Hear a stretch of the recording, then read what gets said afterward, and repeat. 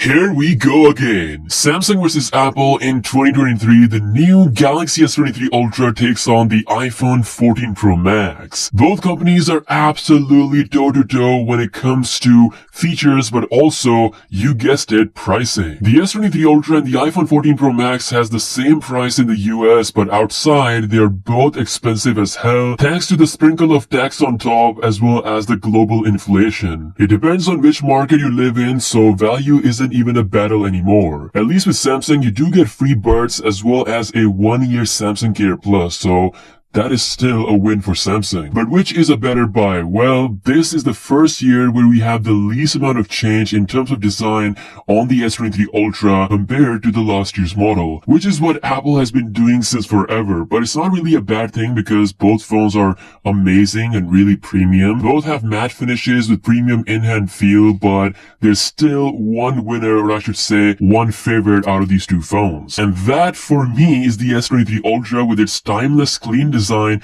especially on the front. When you look at that punch hole, it is just 1,000 times cleaner than Apple's big dynamic notch. Yes, it's a cool software implementation, but after using this phone for a few months, it's really nothing special and that much different compared to the notch. Samsung is the only company in the world that still has a built-in S Pen on their flagship phone, which you can use to draw or write, and also it has one of the most underrated features which are incredibly useful, aka the reverse wireless charging, which we still don't see on the iPhone 14 Pro Max. Any company can make premium phones in 2023, but it's just that extra that Samsung does, which makes this, in my opinion, kind of a better winner in this category. And let's not forget, Samsung already has USB-C that supports much faster read and write speeds than iPhone 14 Pro Max's outdated USB 2.0 Lightning port. Apple is switching to USB-C in the future. Now, surprisingly, the iPhone for the first time beats Samsung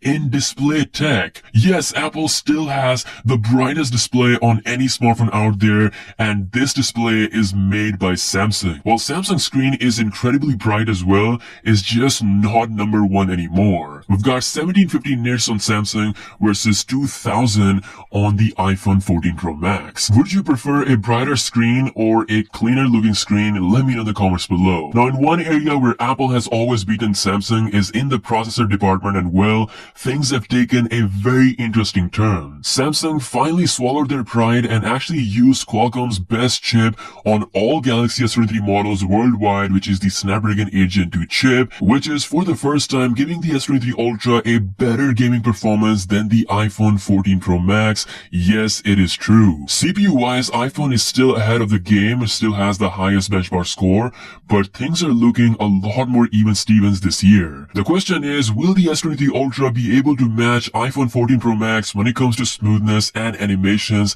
in real life? Well, we'll be testing that out very soon. Now, these phones are not just phones anymore, they're actually cameras that are also phones, so it's kind of like other way around, with both companies trying to outperform each other. And well, this year the competition is insanely competitive. Samsung brings more megapixels than the sun to the S23 Ultra, where we have 200 megapixels versus the 48 megapixel sensor on the iPhone 14 Pro Max. Not just that, Samsung allows you to take 50 megapixel photos as well as 12 megapixel photos in JPEG and in RAW mode, while Apple can only do that in RAW format. Unlike Apple, Samsung also allows you to take expert RAW photos that gives you control by changing ISO, white balance, and even shutter speeds. You also get a pro video mode along with the auto hyperlapse mode to take sky night shots. Like, this is the most feature-packed camera that Samsung has ever made on their flagship phone, which clearly beats out Apple when it comes to just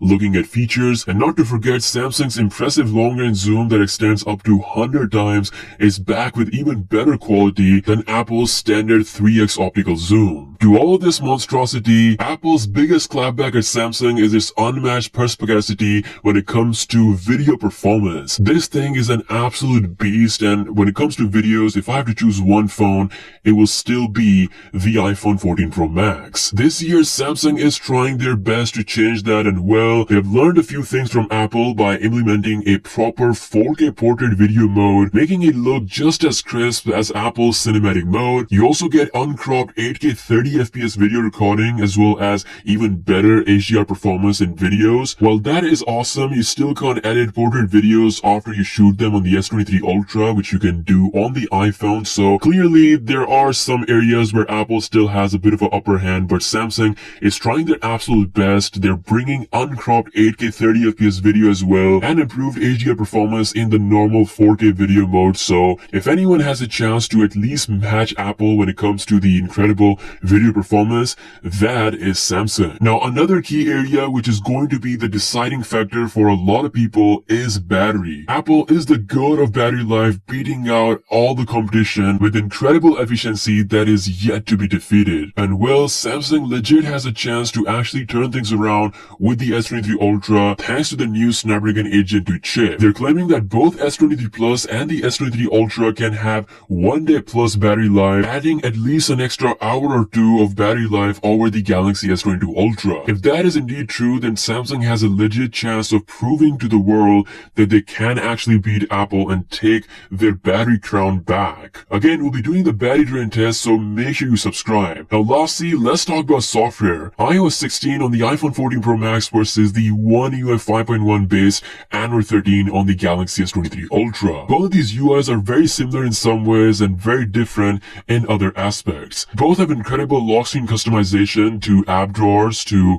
ability to copy things from an image, feature-rich AI assistants, etc. But still, Samsung remains next level when it comes to customization and overall features, while Apple stays humble and simple. The built-in theme engine, the ability to transform the phone into a desktop with the DeX connectivity. Apple still doesn't have these things, but what it does have is incredible stability and solid performance. iOS 16 had a rocky start, but Apple is very quick at fixing bugs, and if you're already in Apple ecosystem, for example, if you're using a Mac computer, then the iPhone is just going to make a lot more sense and it's going to work incredibly well considering how amazing Apple's continuity features are. Overall, you can't go wrong with either one of these software experiences, but it's gonna come down to stability and smoothness, which is where Apple has proven themselves time and time again. So I'm really looking forward to see what the S23 Ultra can bring as we test this phone out in the coming days. All in all, considering the value of both phones, they are expensive,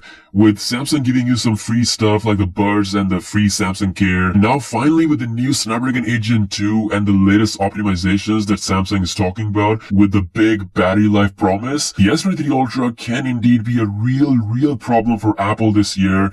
But let me know what you think in the comment section below. Do you think S23 Ultra surpasses Apple, or you think iPhone is still the king? Drop your thoughts. With that being said, I'll see you guys later. Peace out.